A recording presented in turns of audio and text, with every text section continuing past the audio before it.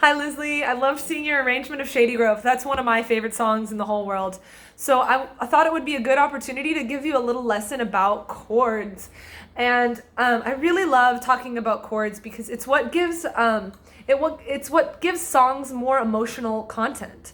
So if you just have one melody, it can be really beautiful, and you can say a lot with just one line. So here's the melody of Shady Grove. You've got this.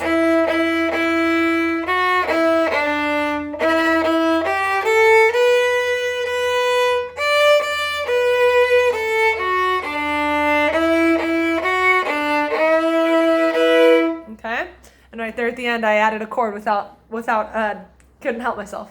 So, though, to make it sound a little fuller and to really make it say what you want it to say, that's when we're going to add chords, okay? And chords are actually built out of arpeggios, so it's going to use the same notes that you already know from your arpeggios. And this song, Shady Grove, it uses actually just 3 chords, okay? Which is really nice. So I usually teach this song in my beginning guitar class because it is just, it's really beautiful, it's really fun to sing, and it's really, really useful chords. The 3 chords we're going to use are D, G, and E minor, okay? So you might not know the E minor chord, but here it is. E, G, and B is the E minor chord, okay? So let me show you how I like to play E minor. And there's actually kind of a cheat. You can just play this E chord it's not major or minor, it's just an open chord. And it's actually the same one we used when we did the A chord. I taught you the open A chord, okay? And we can just move that up and put our first finger on the D and the A strings, and that'll be the notes E and B. And that's an E chord that you can use for this song. So we're gonna go like this.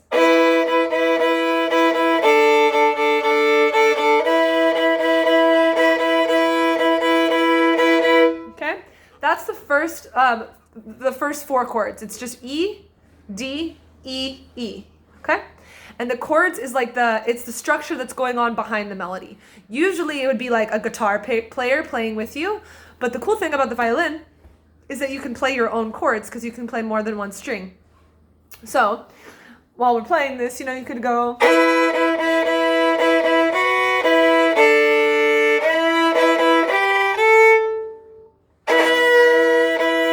There it is, yeah.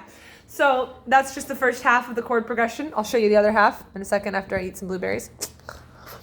So you can practice that a little bit. The nice thing about those 2 chords, they're super easy on the violin. You're just going to go E to D and back. And then a G chord comes in for a sneaky second, and then we go back to D and it ends on E minor, okay? I was looking at your arrangement, and it was really good, and I could tell you were trying to add in some of those chords, and the chords that you added in, they would sound great if you're playing by yourself, so there's really nothing wrong with them. And you can choose whatever chord you want, but I just wanted to teach you what the actual chords are because this is such an old song. So many people know this song, and they're going to play it with these chords. So I wanted you to know what the chords were so that you can practice it and play it with the chords. So here's that first part again. I'll play just the chords, and I'll try to sing it. We'll see what happens. La la la la la la la la la la la la la la. Okay? And the rhythm doesn't really matter. You can do whatever rhythm you want. A lot of the times in these African American folk songs, you're going to hear this shuffle rhythm. Run, pony, run, pony. That's usually what you'll use when you do the chords for that, if you played them. But you can do, you can just do quarter notes. That's fine.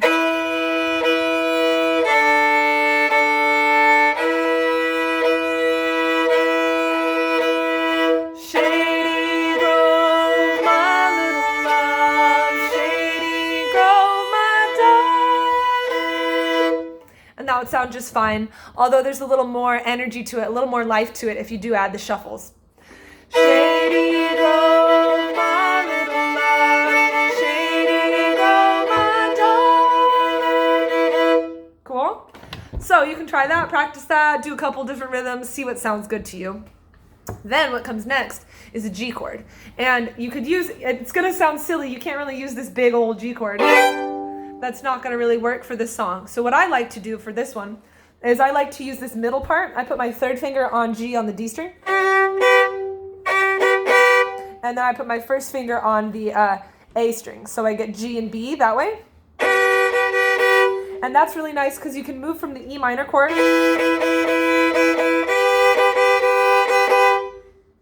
to the G chord really easily. Okay, so I'll show you that again. Here's E minor, G, and then we go to D again, D again, and we end on the E minor. Okay, so let me show you now that second half. So there's 16 beats in the whole cycle.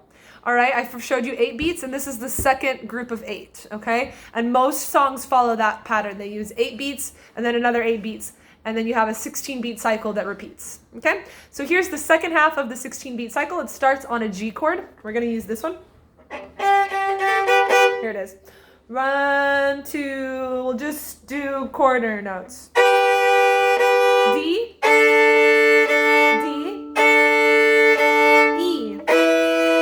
again, G, D, and shuffle.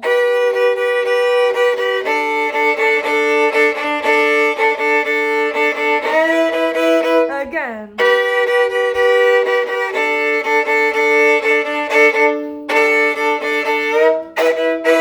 Okay, something like that. So I'll show you now the whole 16-beat cycle so you can hear the chords. And then what you can do while I play the 16-beat cycle, you can try to play the chords with me, or you can try to play the melody, okay? And you'll see how the melody really, really fits with these chords. These aren't the only chords you can play with melody. As I said, there's lots of different chords, and the ones you picked with the open G, I mean, it's still beautiful. It sounds great. You picked like smart notes to play with it. I just wanted you to show what the traditional way of doing it was, okay? So the way you did it's not bad. It's just not what usually people do. So I just want you to know, okay? Here you go. So here's the whole 16-bar chord progression.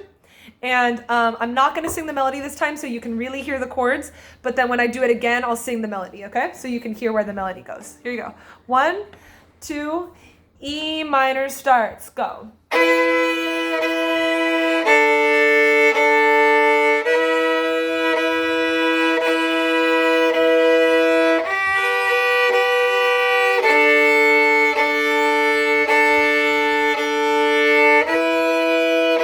Again.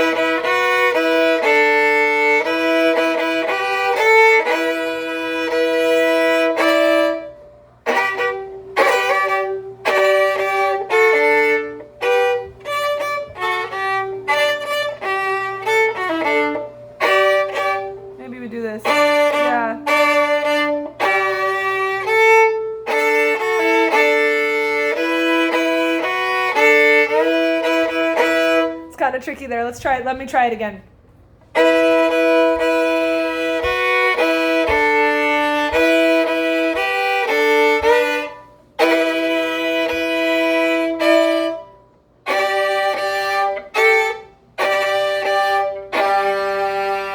Could do something like that. You just want to be in the G chord right there, so the only notes you want to use are G, B, and D. So that's the arpeggio, or that's the melody.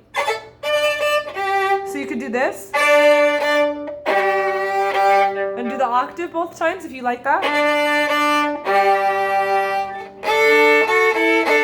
That'd be a kind of a nice way.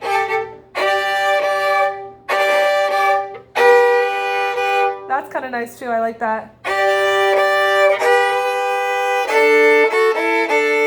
I like that the best because then you don't have so many open strings. It's a little more controlled. So that's how I might do that. First use third finger on both strings. And then get the B in there for the G chord. And then open A. And that's a D chord. And then still a D chord. Maybe just open A. And then end on the E minor.